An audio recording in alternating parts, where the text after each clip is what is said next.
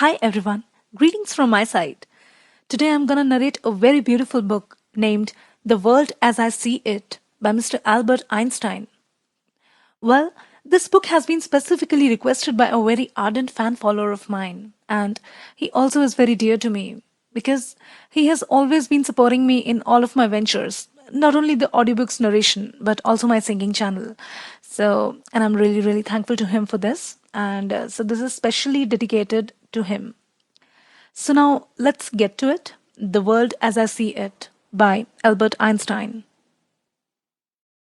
Preface to the original edition. Only individuals have a sense of responsibility. Nietzsche. This book does not represent a complete collection of the articles, addresses, and pronouncements of Albert Einstein. It is a selection made with a definite object, namely to give a picture of a man. Today, this man is being drawn, contrary to his own intention, into the whirlpool of political passions and contemporary history. As a result, Einstein is experiencing the fate that so many of the great men of history experienced. His character and opinions are being exhibited to the world in an utterly distorted form. To forestall this fate is the real object of this book. It meets a wish that has constantly been expressed both by Einstein's friends and by the wider public. It contains work belonging to the most various dates. The article on the International of Science dates from the year 1922. The address on the Principles of Scientific Research from 1923. The Letter to an Arab from 1930, and the most various spheres held together by the unity of the personality, which stands behind all these utterances. Albert Einstein believes in humanity, in a peaceful world of mutual helpfulness, and in the high mission of science. This book is intended as a plea for this belief at a time which compels every one of us to overhaul his mental attitude and his ideas. By J.H. Preface to the new Authorized edition. Albert Einstein was the greatest physicist of the 20th century. His image and name are recognizable to almost everyone, along with his equation E equals to mc square, which describes the relationship between energy and mass. His impact on science and intellectual thought during his lifetime was profound. This volume contains a collection of 67 essays written before 1935, when Einstein was at the height of his scientific powers, but not yet known as a sage of the atomic age. His stature in the world allowed him to express his views on social, philosophical, and political issues that were outside the field of physics. These essays established his early foray into these areas. Why are we so interested in all aspects of Einstein's philosophical positions and his thought processes? His theories of relativity and universal gravitation are generally regarded as inaccessible to the ordinary person. Yet, we know that he was an original thinker who was able to see beyond the conventional scientific worldview of his age. What is remarkable is that Einstein's greatest discoveries belong to him alone. It is perhaps fitting that this volume is being published 100 years after Einstein settled the question of why the sky is blue. What we see is a giant intellect struggling as an ordinary person to make sense of the realities of life in the 20th century. This book is divided into 4 parts. The World as I See It, 28 essays. Politics and Pacifism, 25 essays. Germany, 3 essays. And the Jews, 11 essays. Some of the essays are letters to friends and strangers. Others are well thought out, closely reasoned treatises on topics such as the meaning of life, religion and science, fascism and science, and Jewish ideals. The fundamental tenets of Einstein's philosophical positions are outlined clearly in several early essays. He indicated his indebtedness to Schopenhauer, the political ideal of democracy, his fundamental position of pacifism, and his understanding of his private religion. Einstein's position was that everybody acts not only under external compulsion, but also in accordance with inner necessity. This enabled him to later mitigate his sense of responsibility for his role in the start of the atomic age.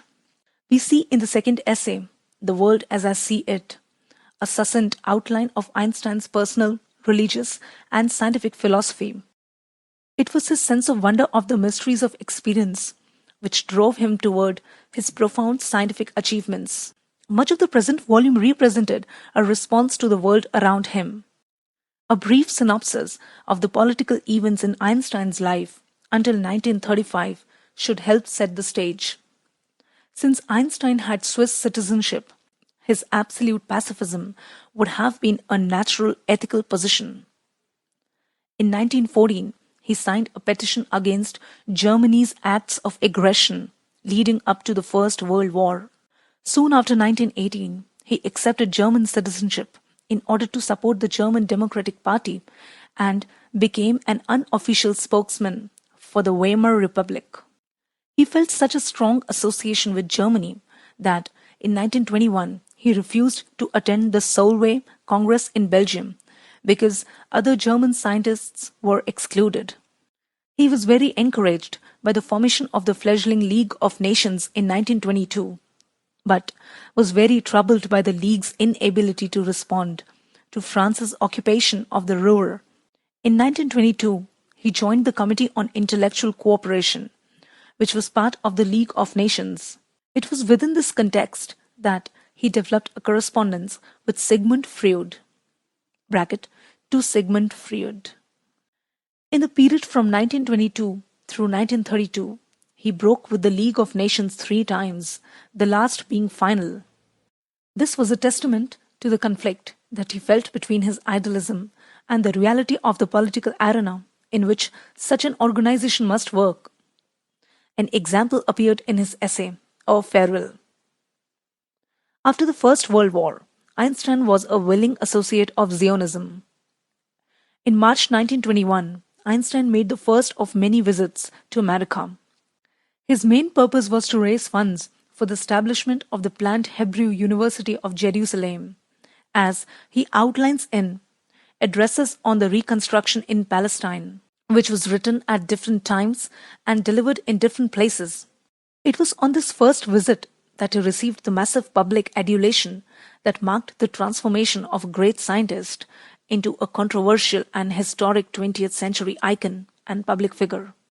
Einstein characterized himself as a supporter of cultural and social Zionism, but not political Zionism, thus attempting to stay true to his distrust of nationalism. He wanted the Jews to solve the problem of living side by side with our brother, the Arab, in an open, generous, and worthy manner, as said by Addresses on the Reconstruction in Palestine 2nd.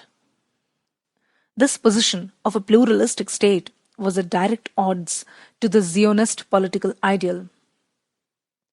Einstein did not have the unquestioned support of the Jewish community in America, and his backing of the Zionist movement was criticized by many who felt that Jews should assimilate to society in America.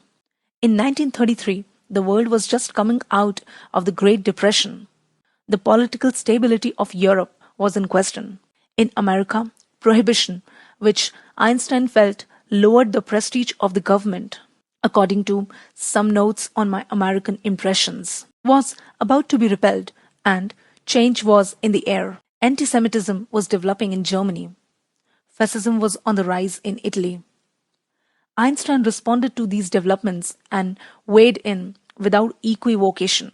He was still profoundly hopeful that Germany would see the error of a race, and was reluctant to criticize Germany since he was a Jew and a German citizen. In his essay, A Reply, we can see the application of his personal philosophy to an issue where he clearly felt a strong sense of responsibility to speak out but did not.